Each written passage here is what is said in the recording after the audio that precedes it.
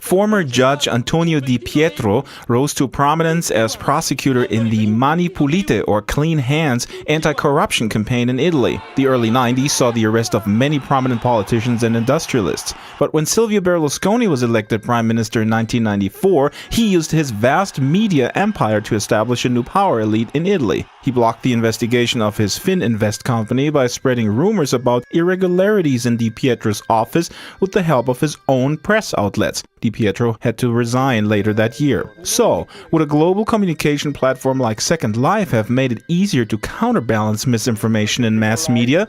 DiPietro seems to think so. Second Life is a place for direct communication, for direct democracy. I'm here in front of you with my avatar. You see me and I see you. I'm talking to you and you can ask me questions. This is a formidable tool for involving citizens in public affairs, to eliminate intermediaries and to spread the word. Antonio DiPietro appeared on Neverland Island courtesy of LCMedia. Their CEO Bill Lichtenstein shares DiPietro's enthusiasm about the possibilities of global communication between citizens. What would the Cold War have been like if there had been this kind of interaction between Soviets and Americans? What would the build up to World War II have been if Germans and Americans had had this kind of interaction? Second Life might not have been able to change the course of history. At first glance, the world seems to be more about gambling and virtual sex than ringing about social justice. But Lichtenstein says his company saw their niche in using SL for purposes other than diversion. So LCmedia's Infinite Mind radio show broadcast interviews with thinker Howard Rheingold, author Kurt Vonnegut,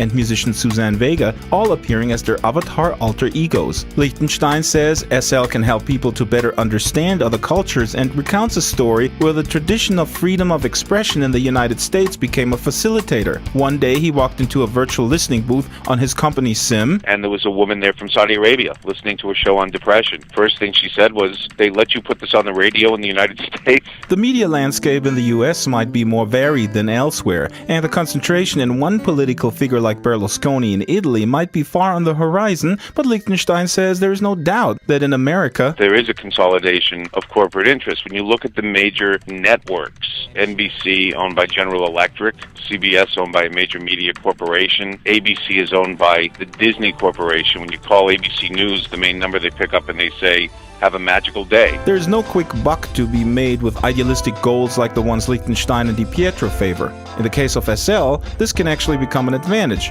Again, Bill Lichtenstein. Second Life is a blank canvas. In that sense, it's much more like a community than an advertising campaign. This whole idea of return on investment, I'm not sure that that should be the driving force in life. The luxury of not having to worry about the bottom line. Typical public broadcaster. For us in the commercial media, however, well, we need to choose our topics carefully, and the nurturing guidance of our corporate parents surely helps.